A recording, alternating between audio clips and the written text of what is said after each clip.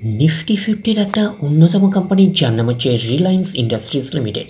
Reliance industries লিমিটেডের হচ্ছে quarter ফোরের রেজাল্ট আউট হয়ে গেছে। কোয়ার্টার ফোরের রেজাল্টের পারফরমেন্স কী টাইপের দিয়েছে সেটাকে নিয়ে আমরা অ্যানালিসিস করব। তার আগে আমরা দেখে নেব যে কোম্পানি ডিভিডেন্ড ডিক্লেয়ার করেছে নাকি, এটাকে আগে আমরা দেখে নেব। 5 টাকা 50 পয়সা করে কিন্তু ডিভিডেন্ড রেকমেন্ড করেছে। তো এটা হচ্ছে ফাইনাল ডিভিডেন্ড। তো ফাইনাল ডিভিডেন্ডের ক্ষেত্রে কিন্তু শেয়ার হোল্ডারদের অ্যাপ্রুভালের প্রয়োজন হয়, এইটুখানি মাথায় রাখবেন। এইবারে আমরা চলে যাব কোম্পানিটার হচ্ছে কোয়ার্টার ফোরের রেজাল্টে। দেখব যে কোয়ার্টার ফোরের রেজাল্টের পারফরমেন্স কী টাইপের দিয়েছে। তো দেখি কত নাম্বার পেজে আমরা কোয়ার্টার ফোরের রেজাল্টটা পাচ্ছি। 14 নাম্বার পেজে হচ্ছে আমরা কোয়ার্টার ফোরের রেজাল্টটা পাচ্ছি। আগে আমরা আমরা দেখে নেব যে সিকোয়েন্সগুলো ঠিকঠাকভাবে সাজানো রয়েছে নাকি, এটাকে আগে আমরা দেখে নেব। এটা হচ্ছে এই কোয়ার্টার, মিস হচ্ছে কোয়ার্টার ফোর, এটা প্রিভিয়াস কোয়ার্টার, আর এটা হচ্ছে 1 বছর আগে। তাহলে সিকোয়েন্সগুলো ঠিকঠাকভাবে সাজানো রয়েছে, আমরা এটুখানি বলতেই পারি। অ্যামাউন্টগুলো দেখে নিয়ে কিসে দিয়েছে, অ্যামাউন্টগুলো হচ্ছে কাটার্সে দিয়েছে অ্যামাউন্টগুলো। এইবারে আমরা চলে যাব কোম্পানিটার হচ্ছে টোটাল ইনকামে। তো টোটাল ইনকামে যাওয়ার আগে আমরা কি করব, একটু লার্জ করে নিয়ে অ্যাডজাস্ট করে নেব, তাহলে আপনাদের কাছে ব্যাপারটা আরও ভিজিবল হবে। তো চলে আসলাম টোটাল ইনকামে। এই কোয়ার্টার মিস হচ্ছে কোয়ার্টার ফোরে 2,69,478। প্রিভিয়াস কোয়ার্টারে ছিল কত, 2,48,079। 1 বছর আগে ছিল 2,45,249।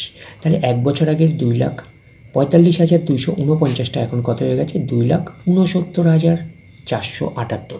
তাহলে আমরা বলবো ইয়ার অন ইয়ার বেসিস কিন্তু জাম্প রয়েছে টোটাল ইনকামে। প্রিভিয়াস কোয়ার্টারে ছিল কত, 2,48,079, সেটা হয়ে গেল এই কোয়ার্টার মিস হচ্ছে কোয়ার্টার ফোরে হয়ে গেল 2,69,478।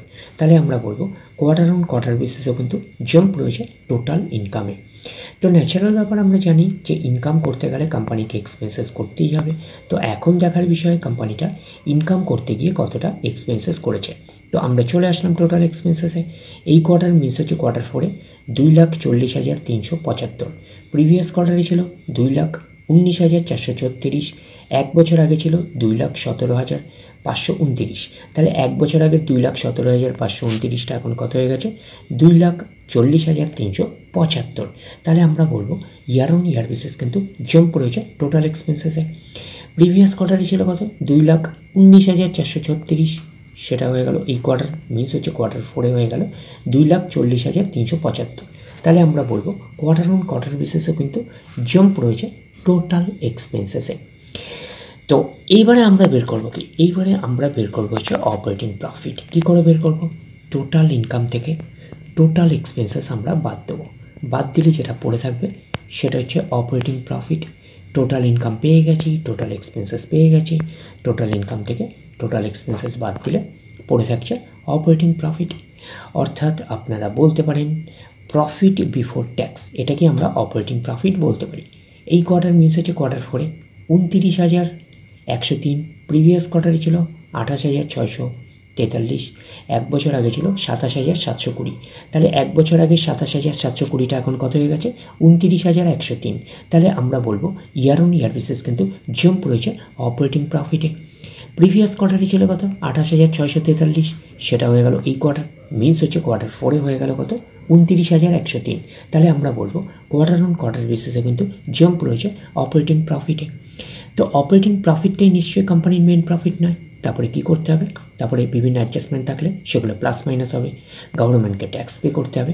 গভর্নমেন্টকে ট্যাক্স পে করার পরে কোম্পানির কাছে যেটা পড়ে থাকবে সেটা কোম্পানির ফাইনাল প্রফিট বা নেট প্রফিট হিসাবে আমরা কনসিডার করতেই পারি।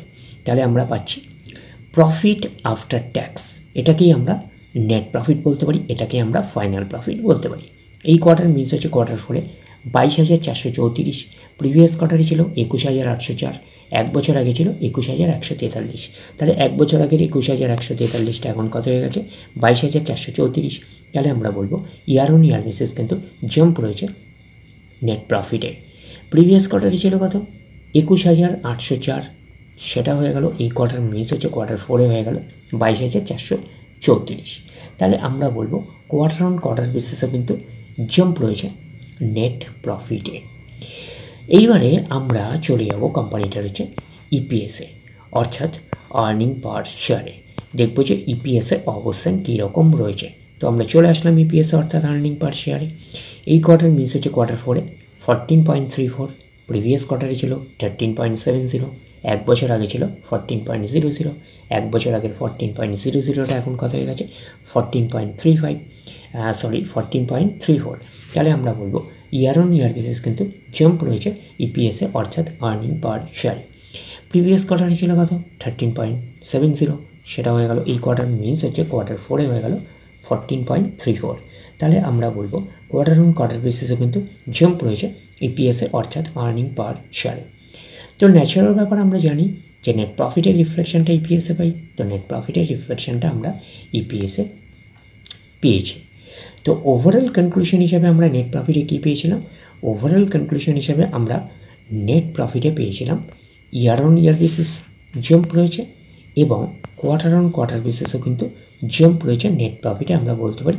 তো ওভারঅল কনক্লুশন হিসাবে আমরা বলতে পারি যে রিলায়েন্স ইন্ডাস্ট্রিজ লিমিটেডের রয়েছে কোয়ার্টার 4-এর রেজাল্ট আমরা বলতে পারি আউটস্ট্যান্ডিং টাইপের পারফরমেন্স করেছে, আমরা কিন্তু এটুখানি বলতেই পারি। তাহলে ওভারঅল ভিউটা আপনার কাছে ক্লিয়ার। তাহলে এই অবধি, নেক্সট ভিডিওতে আবার আপনার সাথে আমার দেখা হচ্ছে। ধন্যবাদ।